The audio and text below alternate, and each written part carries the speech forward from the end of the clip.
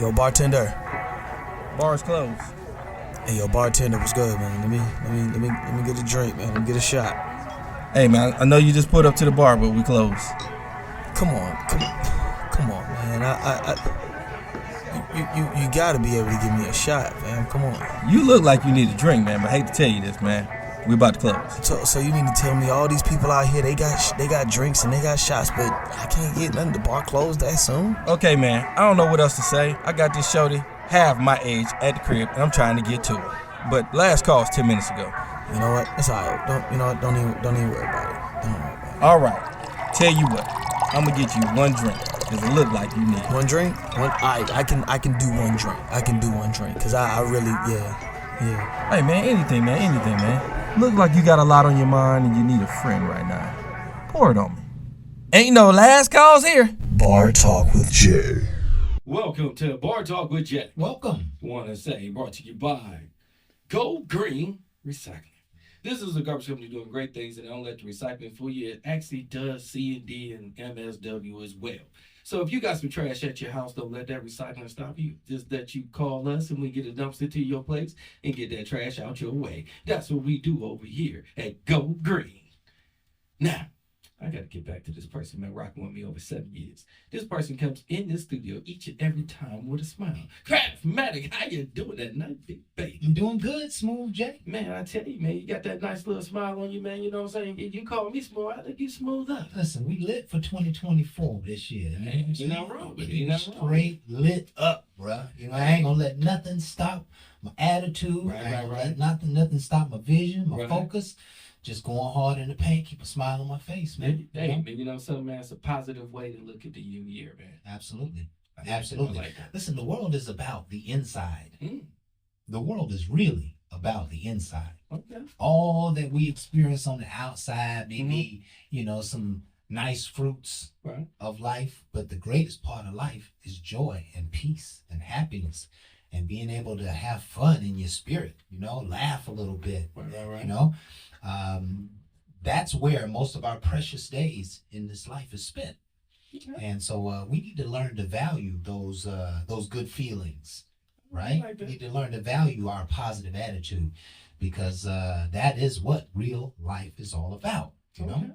So how you doing tonight, Smooth Jack? Man, let me tell you, all ups and downs, the weather's been real crazy, man. It's been super cold, super cold. Yeah. So I hope everybody bundled up through all this. Again, I was just so happy, man, I didn't get sick through it all.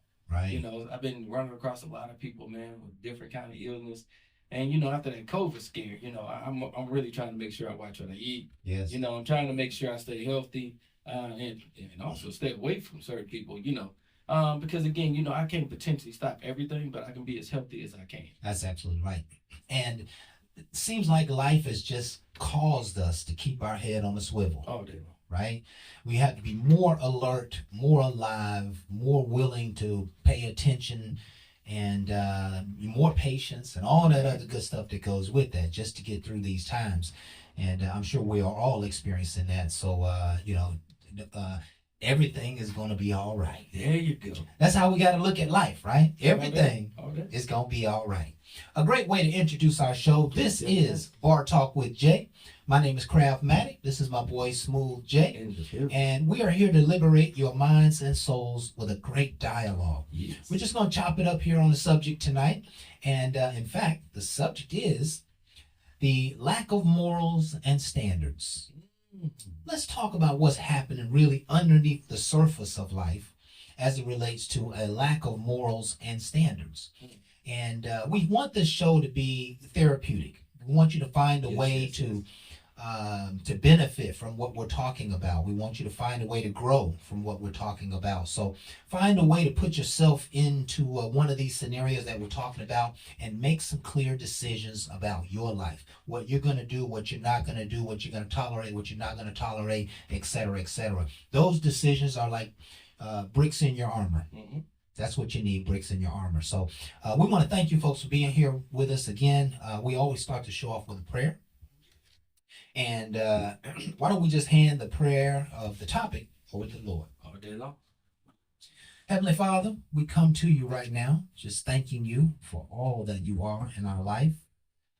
We thank you for the peace. We thank you for the love. We thank you for 2024. We know that our strength is in you. We ask, Heavenly Father, that you would correct us tonight, that you would put us on the right path as it relates to morals and standards. We're seeking your wisdom. We're seeking your understanding for morals and standards tonight. Give us an upgrade in our ability to maintain what we learned tonight. Give us the ability to be more righteous, more straightforward, to figure out what fences to put up and what fences to take down. Give us, Lord, an inspiration about morals. Be here with us in this show. Do your good and perfect work. In Jesus' name we pray. Amen. Oh, man, that was deep, man. Amen. Deep. I like that. I like it. Yeah, you know, sometimes the best prayers are the ones that you really don't know where you're going, but you're just asking genuinely from your spirit for something that you need. You know, for maybe you have a gap in your life somewhere you need it fulfilled, or maybe you got too much of something and maybe you need something taken away, but you don't really know where you're going. You just kind of scratch and claw in your mind and in your thoughts when you pray into God, and he ultimately will take you somewhere that you never knew you could be. Oh, say it again. Right?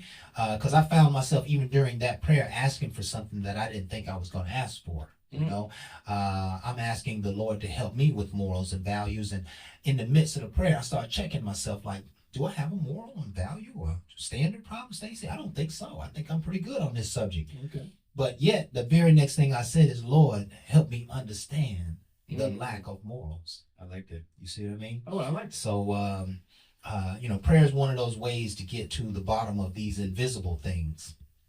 And I want to talk a lot about that. Maybe now is not the time, but, you know, what we're really talking about is an invisible line in the sand.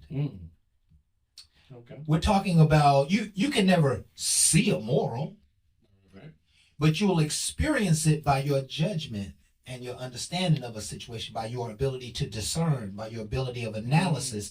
So you're dealing in spiritual things. I like that. And we have to learn how to deal in spiritual things so that we can be strengthened in spiritual things. And, you know, a very interesting conversation to have when you talk about a lack of morals and standards. I'm not sure where this is going to go, but, you know, where would you like to kick it off, Jay? Lack of morals and standards. What comes to mind? You know something? Early on in dating, I probably didn't look at the lack of morals. I witnessed it and I was hearing it. Because again, through conversation and talking to somebody and getting to know them, I didn't always see it. But normally through an argument or a disagreement, I start seeing them a little bit out of character. Into a way where I'm like, wait a minute. They ain't even acting nothing like I would thought they under any kind of pressure. And that made me start seeing the lack of morals, the lack of integrity. I'm starting to see them in a way that I didn't even want to really picture them. But it made me have more awareness of how they handling things because I'm learning them. So I can't always say I had a high moral showmanship. Okay. I really would like to say I didn't think twice about that. I just thought I'd be doing the right things and people would just see it. That's all of us, Jay. So I didn't think twice about it until I start seeing some things opposite of what I knew. Yeah. So I started learning through relationships. And again, that right there made me start setting the standard of, okay, well, I'm not going to tolerate this. You know, the way you talking to me, I'm not accepting. Yes. You know, but at the time I did kind of accept it because I was more shocked that they would come at me so aggressively and talk so harsh and down, you know, at a situation that I really thought could have been handled with more poise. Okay. But they felt like, no, you need to know how I feel. And they would say, I'm going to read you. All right? And they got their neck turning and they're going off. Now, my whole thing is I want to hear you. And I want to pick up on maybe something I might have done wrong. Okay? So I want to see and hear some correction of a behavior that I might need to stop. And I just heard you really just tear me down in a way that you couldn't expect me to get anything from that positive at all. Because you never even took time to let me soak anything in. You just wanted to keep going on and on. And a lot of it wasn't what happened then. It was just past hurt. But I'm just getting it all thrown at So what's bothering me? It sounds like we're dealing with a standard issue here, like someone is coming at you wrong. Oh yeah, Someone they're coming at you to the left. And so here again, this is an opportunity to assess what is your standard. Basically, what is your standard of tolerance when somebody's coming at you to the left? Somebody might be yelling at you, or maybe they're talking down to you, maybe they're using some inappropriate language. Mm-hmm. And, how do you deal with that? How do you maintain when they don't hold the standard of professionalism, when they don't hold the standard of respect? How do you get it back? And I think that's the question to be asked here. I can tell you early on, I wasn't good at it. I met your aggression with aggression. Yeah. You kept coming at me, and then I went for your jugular. Okay. I went back with a foul intent to make sure I hurt your feelings. Mm.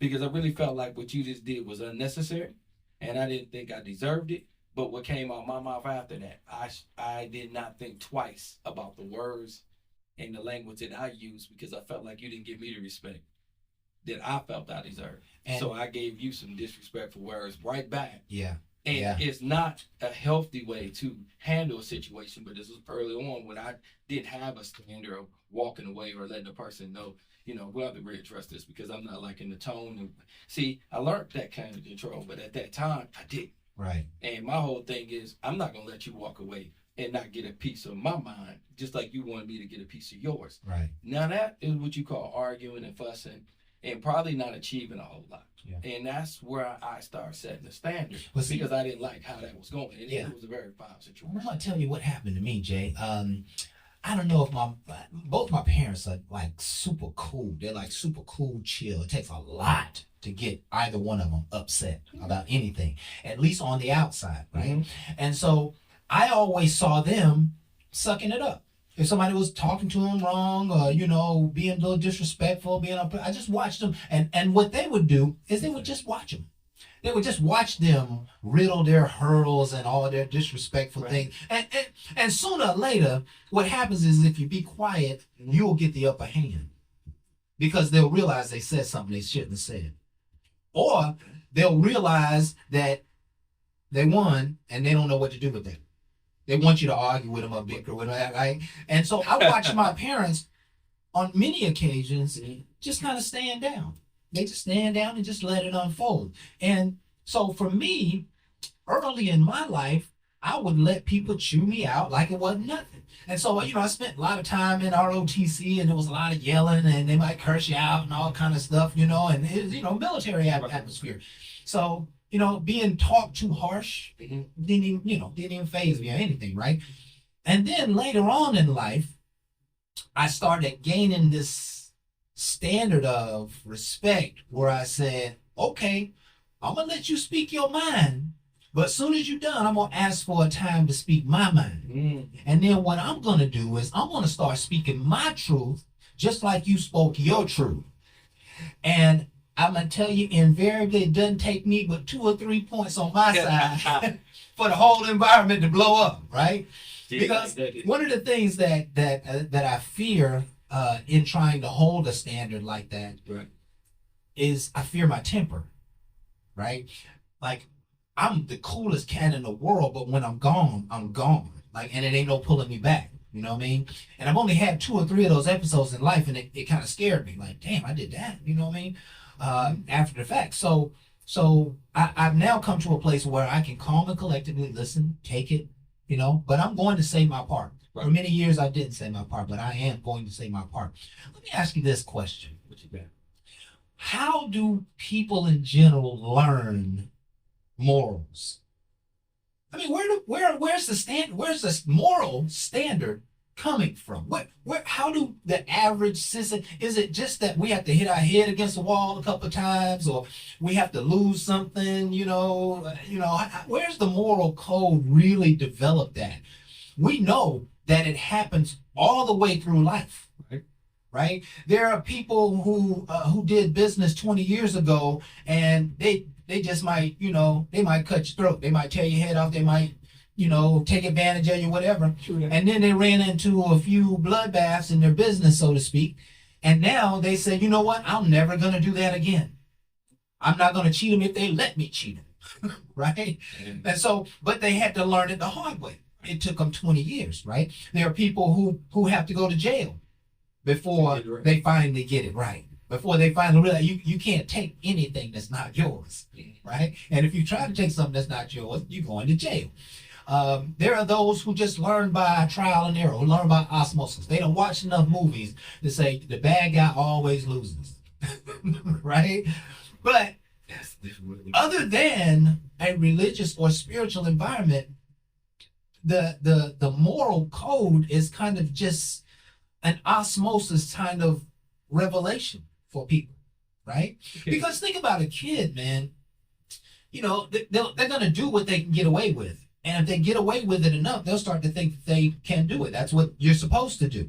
And if you grow up with a moral code lying as a kid, you know, you're going to have to hit some pretty harsh hurdles in life in order to change, because really what you've learned to do is you've learned to disguise the truth so that you benefit, but you have no understanding or you don't know the impact of your lie. Your lie might have cost somebody their life. Your lie might have cost somebody their money. It might cost somebody their future. And that's ultimately where the moral code, I think, has the greatest fabric, is when people mature enough to know that what I do doesn't just hurt me, it hurts other people too.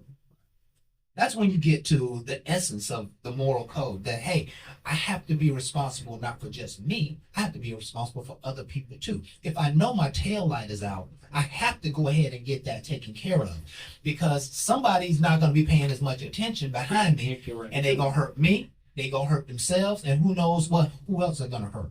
So the moral code requires that we don't drink and drive. Right? You know, that's the standard. The standard is that, you know, if you have had more than enough, you know that when you get up from that bar and you take the first 2 or 3 steps, that you are not prepared to get behind the wheel. Say it to yourself, own it. You're taking, you're holding the moral code, right? If I'm expressing morals right, doing the right thing. Correct. That's what morals is, right? Yes, it is. Is doing the right thing, whether you're told to do it or not. And I always look at it like that, because a lot of times when people, when somebody looking at you, you do the right thing, because you know right and wrong. That's where your morals coming from. You know right and wrong, but who's looking? Okay, so if nobody's looking, then maybe I can get away with this. But a good person that holds morals was going to do the right thing regardless, somebody looking or not. Right. And that's what you want to pass on, and that's what you want to really send the message, that that's what I'm about. So if I'm sitting around and some things jump off, and somebody come in and be like, man, I know some things happen, but I already know you probably had nothing to do with it, because they already know how you move, you know. But when you shady, it's kind of hard for somebody to say you wouldn't do it, because you kind of known for doing it. It's just like you got sticky fingers. Right. You're known for stealing. Right. Now the stuff, the truth. Something is missing. Yeah. You know, you don't want to just judge a person, but your reputation precedes you. Your behavior precedes you. You've been at other people's houses and you took stuff, and I don't want to just call you out, but now something missing in mine, and you happen to be there. Now, I didn't see it. Now, even though I got cameras, I probably could have went back. But you're going to be the first suspect. Because, again, you have a poor lack of morals. Right. Because you feel like, well, you don't need it, so I'm just going to take this from you. Right. And you know I don't roll like that, so why would you do me like, because you don't really need it. I mean, you got all this other stuff. You can't help a brother out. First of all, you ain't even ask. Listen, or borrow and don't bring it back. Oh, now you're talking about somebody else I know. I think that's a moral code. But you know that you're supposed to take it back. It doesn't belong to you. But you feel like because we tight, and or because I got a lot of stuff in my garage, you don't really need it. I helped you out. Right. You helped me out by taking my stuff, right, using it at your will, right, acting like it's yours, probably claiming it is yours, right, disrespecting me, not even bringing it back, even when I need it. That person you talking about, I had to borrow my stuff back. How you do that? You had to borrow it back. And borrow your stuff back. What was you thinking? That's crazy. And then got the nerve to say, oh yeah, it was yours. Wait, you ain't forget, right? Because you know you didn't buy it. But you want to play that game. You know, that's what I said. And listen, and that's that's on the edge of a lie. Oh, right there. On the edge of a take. It's the edge. It's edging bamboozlement. Right? It's the edge, and you right? wrong. Because if hypothetically I'm so blessed that I never go out there and look to see if my stuff is missing, right. you could potentially keep it forever and never return it, and nope. I might not ever know. But yet, you really took something. Yes. You really stole it. You really, no matter how you look at it, and that was out of moral code. Right. It's no telling how many times I bought something. Let somebody borrow it. I went to use it, couldn't find it, had to go buy it again. Yeah. Yeah. So it cost me money out of my pocket. Yeah. Then this person just happened to remember. Now remember, they didn't bring it back. They just happened to remember. Be like, yo, remember I borrowed that? Be like, man, I had to go find another one because of you. Man, that's messed up. Never bring it back. You reminded me you borrowed, but you still didn't have the moral sense to bring it back. But you bring it up in a conversation, right? And I still gotta go hunt you down. Like it don't mean nothing. Now watch this, Jay. What we just described we just described numerous people who we know they have flaws in their morality. Correct. What is the standard? How do you deal with those people? You stay away from them. You got to put your guard up. Correct. You say no. Correct. You don't hang out with them. You distance yourself from those people. Listen, the reality is, excuse me. The reality is, and I'm not even sure it's a sad reality, is you have to separate yourself from anything that's going to bring you harm. I would agree. You have to separate yourself from somebody who might take you, or lie to you, or steal from you, or waste your time. You know what I'm saying? Oh, like that is the standard for life and living, is that you have to protect yourself from those that just might hurt you. And morals go deep. They do. They go deep. I mean, we can talk about unlimited numbers of things that impact morality, and it goes to cheating and lying to your boss and stealing money and lying why you didn't show up on time, and it goes across almost every facet. You know what I mean? And I think it's important to teach. And I don't think you should judge people right away. If you get an experience from them that you see a lack of integrity, a lack of morality, I think if you attack it and you get straight with them and you hit them right between the eyes of what you just experienced with them, you may not have that problem ever again, right? Mm-hmm. I remember seeing on a movie the other day, this kid lied to their foster parent. And at the end, the foster parent just kind of sucked it up and was like, oh, well, kind of help you. And when the kid got ready to walk away, foster parent said, hey, don't ever lie to me again. There you go. Check right? Check it. He checked it. And that could happen, that could happen at work. That could happen, your beautician or somebody you got an appointment with, they down the street playing when they're supposed to be at the appointment with you. And when they come back, say, listen, what I mean? I ain't trying to call you out or nothing, but please don't lie to me. Tell me the truth, because I could have used that 15, 20 minutes for something else. You know what I mean? I could have did this, that, and the other. But the point is we do have to separate ourselves from those things that will hurt us. When I think about morals, mm-hmm. I just think about a team of great people. A team of people who, even if they're not the most talented, even if they're not the most gifted, even if they don't have the best work ethic, like, you can always do business with people you can trust. Yes. Even if they don't have the qualities and characteristics. Listen, I've been in the car business for a number of years, and I can tell you that when you got a manager who will work a deal and do the right thing by the customer, by the bank, by the dealership, that manager, you will follow him wherever he goes. Yes, because they show you great morals. Because you're getting a straight shooter. Yeah. And there's nothing more valuable nothing more beautiful than a straight shooter on your team. right? Mhm. Somebody who you know is going to look out, and they're going to be the same person over and over and over.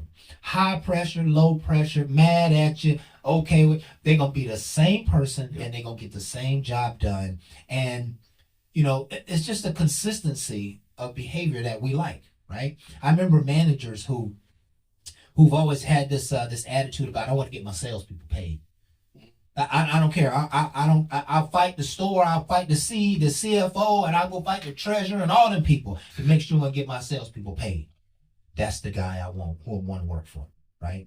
That's the guy I know that when that deal starts slipping through the cracks and some nonsense happen, he's gonna go and fight for me, right? I want him on my team because he's gonna do the right thing Without you have to go to him. without even me having to go to him. Because I know. And I like to say that's the same thing like in a relationship. You will want your partner to have these kind of standards. Yes. That's just a standard. And a lot of times when I was younger, I didn't even look for that. And that's probably why I had some toxic relationships. Yeah. Because I had to learn that though. I was able to learn a lot of bad behaviors from dating somebody.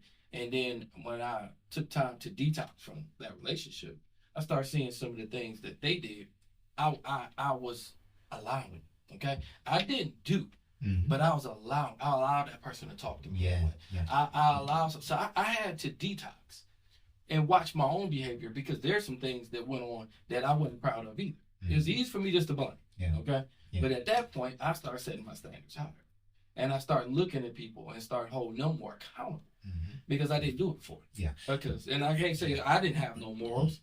People taught me some things that I didn't think was morally right, and I didn't want to follow. Well, you know what, Jay? One of the things I love about you, especially as you being a radio show host, is that you always come clean. Like, you don't hide behind fairy tales and fantasies and old things that happen. Jay will tell you, I screwed up. Yeah. I was the one that was the problem. I was the one that lost a good woman. I was the one that made this happen, and that's a moral standard. That's a moral code, right? Being honest with yourself. Oh, yes. Right? Because if you walk around kind of lying to yourself, it's almost like you're walking leaning. You're not walking upright. You're leaning because you're not standing on truth. Nope. Right? You're leaning on, I hope they don't find out. You're leaning on, I hope I can live up to that. Et cetera, et cetera, et cetera. So hope they never find out. Yeah. They always find out. They may not tell you they find out, but they always find out. One thing about the human spirit is that we can always see the truth. Yes. And some of us may not have experience in looking for the truth, but when you start looking for the truth, you will find it. Yeah. Almost every single time. There's no place in life, in the universe, where you will not be able to see the truth if you really are looking for it. Man, because it'll be all over you. It wakes you up, and it makes you a better person. Because I can remember when I went through my divorce, and a lot of people sided with me like, yo, man, yeah, she wasn't right for you, she this and she that, and I'm sitting there, and again, at that time, I was hurt. So I disagreed. I was like, yeah, she sure was wrong, and I can do better, okay? And then later on, I started evaluating the whole marriage, and I started seeing my mistakes as well. So then when that topic came up again about her, I was like, yeah, I don't have no rights to be able to say nothing. Because at this point, I had to do some growing up, and I think I did enough to say I messed that marriage. That's checking yourself. Yeah, because it shouldn't take her to have to defend herself. I chose her. Right. And unfortunately, I chose a lot of other immoral things to go along with it. Yeah. And if I don't check it, I'm going to take it to the next one. Yeah. Because I'm too busy blaming her and I'm not changing me. Yeah. Part of what happened in that equation when you checked yourself, when you check yourself, you moved into unconditional love. Ooh. Right? Because now I'm not pointing the finger at her anymore. I'm saying, you know what? She ain't at fault. I got to hold on to this. I got to live with what unfolded. Right. Now I have a situation in my life, and I won't share any details, but I'm living with a 20-year pain. And I was knocked across the back of the forehead. Right? It sounded like you was beat up, but okay. Yeah, I was. I was beat up pretty bad, and there was nobody to rescue me, and so nobody was really looking for the truth. I'm the only one who knew it. I'm the only one who understood it. Over the years, there's been less and less people around me who knew about my life back then, so they're clueless about what I have done. But what I've had to do is swallow the pill. Even though I was done wrong and hurt and all that other stuff, right? What I have to do now is just like what Jay did. I have to move into a place of unconditional love, right? Let bygones be bygones, and let me move on, because the past, I love this. My pastor used to say this: the past does not set precedent. The past does not stop you from growing. It does not stop your joy if you don't let it, right? And so it can, sometimes, holding on to old things can steal your joy for the day. But, ultimately checking oneself can be a major, major part of healing, which we don't have talk about a lot. I want to ask this question, Jay. What you got? I love to ask questions at 40,000 feet, right? Yeah. What would you say I want you to give a number between 0 and 10. Okay. 10 being the best, 0 being the worst. Where is the moral standard for humanity?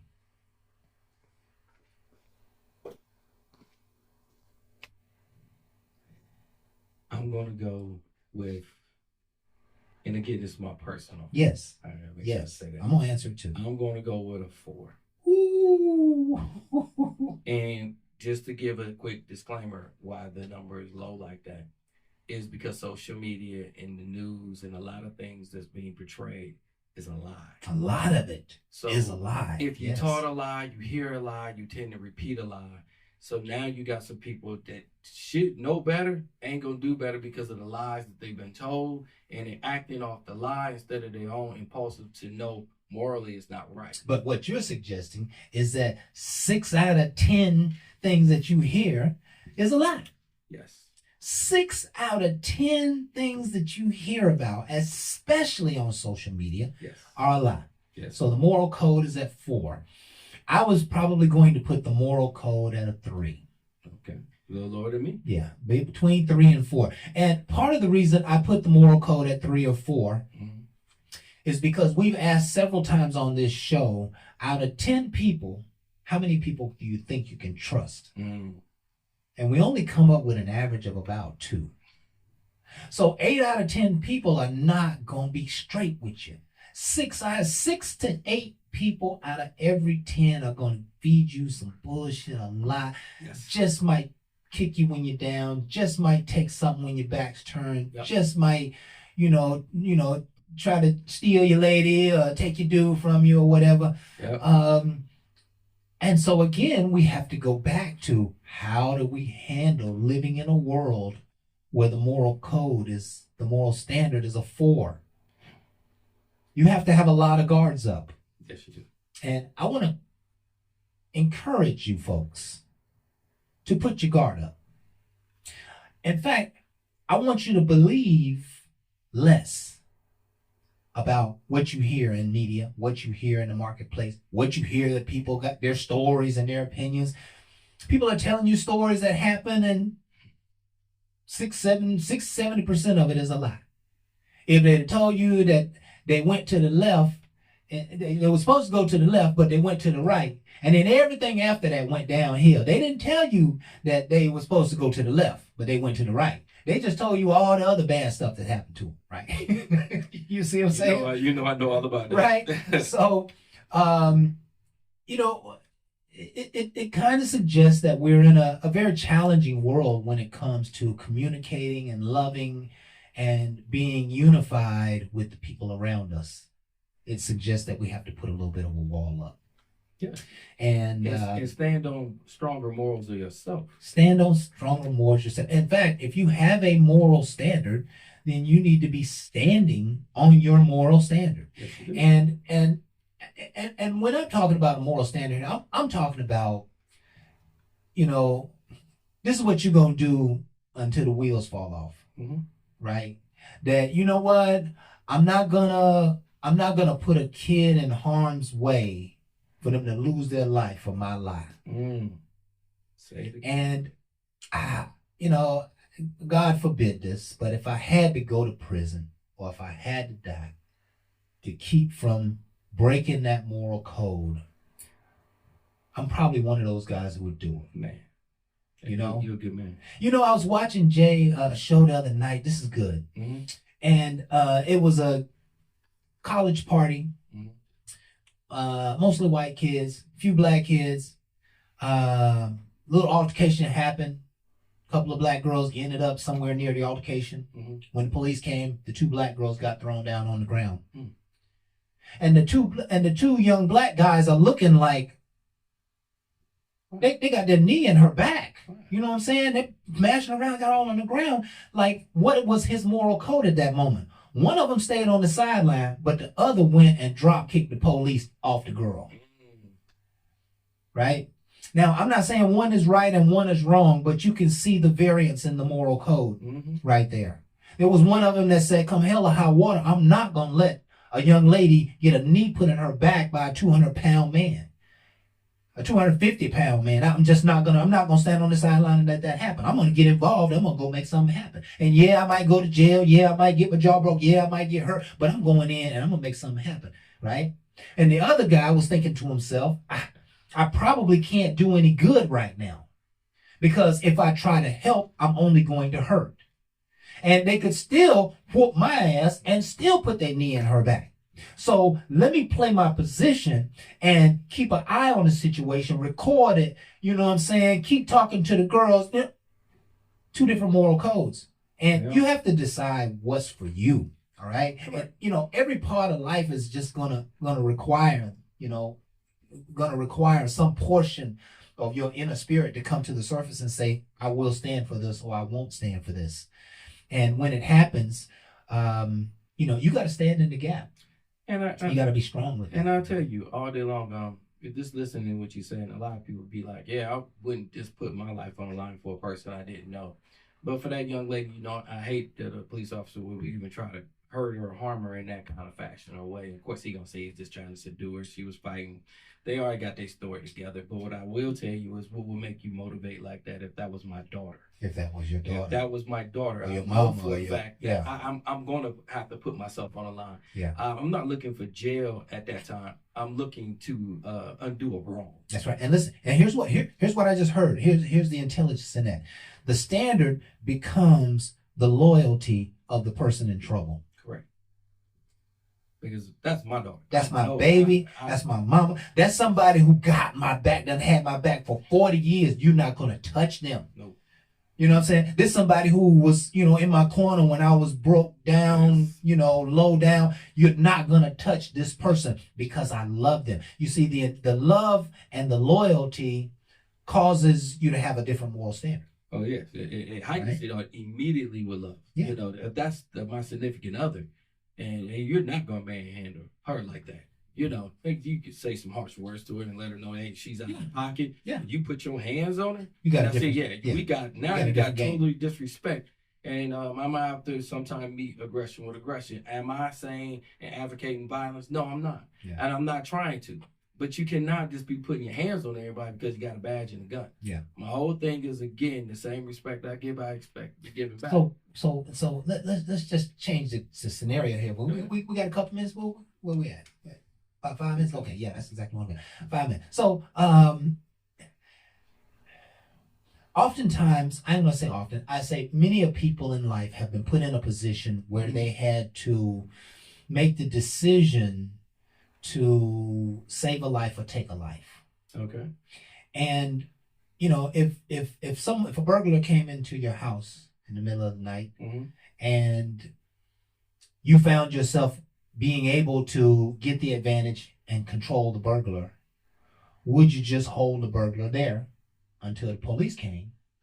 Or would you just decide that you was going to go ahead and shoot the burglar and make sure that you control it in that way. Would you have a mindset not to hurt them, or would you have a mindset that I'm gonna go ahead and wrap this up real quick before I the police eliminate get the here? threat. You eliminate the threat. Just to let Great anybody way. know, if you ever wanted to come in my home, I have a 12 gauge on the side of my bed.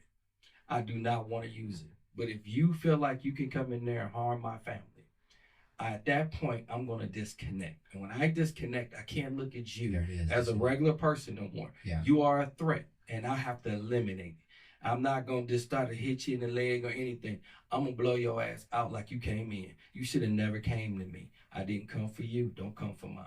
So when you enter my home, you become a threat. Yeah. And that's all I can tell anybody. Because again, I don't want nobody to think I'm just this harsh person that don't care for life. I care enough to lock my door to keep your butt out. So you decide to go through that door and put yourself in harm's way, but you expect me to care. I care less. That's You good. did too That's much good. to That's make me good. be in a position that I have to defend my family. Yeah, and you know, there's all kind of scenarios. He may have a kid, you may have a young man who maybe you know what I'm saying, you know, from down from the block, whatever. You don't want to kill him, I don't. but he's in your house now. He's in my house, And so, you know, you gotta, and I you probably gotta ain't got a lot of think life. about that. You know what I mean? Just don't do this. Yeah. And that's what I keep your moral conduct in thought when you out here trying to do crazy stuff, because I have a moral conduct too, and mine is not to hurt. It is to preserve life, because that's what I love. And that's what I do. But once you become a threat, I've been taught to eliminate the threat. And that's not necessarily something I'm proud of, Yeah. but it's something I have to protect mine. And again, I'm that person that's not trying to push violence, okay? Yeah. That's if you come in my home. If you stole my truck, and I like my truck, it's out there. You stole my truck, and I got outside and you driving off, I probably is not going to be shooting into my truck trying to harm you or kill you, even though you took a possession. That possession can be replaced. Right. At that point, I'm not going to keep on going after to just do it because you did me wrong. But again, I have to stand firm and get on my moralness, because you entered my home. You steal my truck, I'm not happy about it. Don't get me wrong. And I don't want you to steal anything of mine. But that's outside my home. Yeah. My family's inside. Okay? So at that point, the threat elimination is getting down. Yeah. You're taking material things from me. Listen, the bottom line here, as we close out this show, is morals matter. It does. Do the right thing, whether you're being watched or not. Know that there is a karmic law to morals. If you are immoral, you probably are going to be treated immorally. If you're unrighteous, you're probably going to be treated unrighteous. Whatever you put out is what you're going to get back. And the moral code goes way beyond money. It goes way beyond any other thing that we know. When people know that you're trustworthy, when people know that you'll do the right thing, they'll go further for you than if they think you will harm them or you will lie to them. So there's a lot of gravy in doing the right thing in your behavior and in your attitude and in how you treat others, etc. And the last but not least, maintain your standard. Yes. Set the bar and maintain it. You don't even have to set it high, but wherever you set it, do not let anyone cross that standard for any reason at all. Because when you deteriorate your standard, you deteriorate yourself and your sense of self. I agree. So don't diminish yourself trying to satisfy other people and trying to satisfy the world. Your morals and standards matter. Huge. And I think that's one of the things that wreck relationships. Because if you don't see it, you tend not to want to be in it. But when you have a person that has morals and they have great standards, you tend to stand firm with them. Yeah. And people who have morals and standards, they have very little tolerance for BS. Ooh, they have a reason though, And because they standing on goodness. they're standing on, that's right, they're standing on what works and what has worked for them. And there's nothing wrong with that. No, man, that's great standards. That's great standards, man. Great standards. This has been Bar Talk with Jay. My name is Craftmatic. This is my boy Smooth Jay. And we want to thank you folks for being here with us tonight. Just an opportunity to be leaders in our own community And of course, we hope you enjoyed the show. We're here every Thursday from 7 to 8, Facebook Live. And please like, share, subscribe, tell all your friends and families. And don't forget to come back and see us and get enriched by some of this good wisdom that we talk about. Never, ever forget that we do this, folks, because we love you. Yes. We appreciate you. Right. And with that, we are out. Ain't no last calls here. Bar Talk with Jay.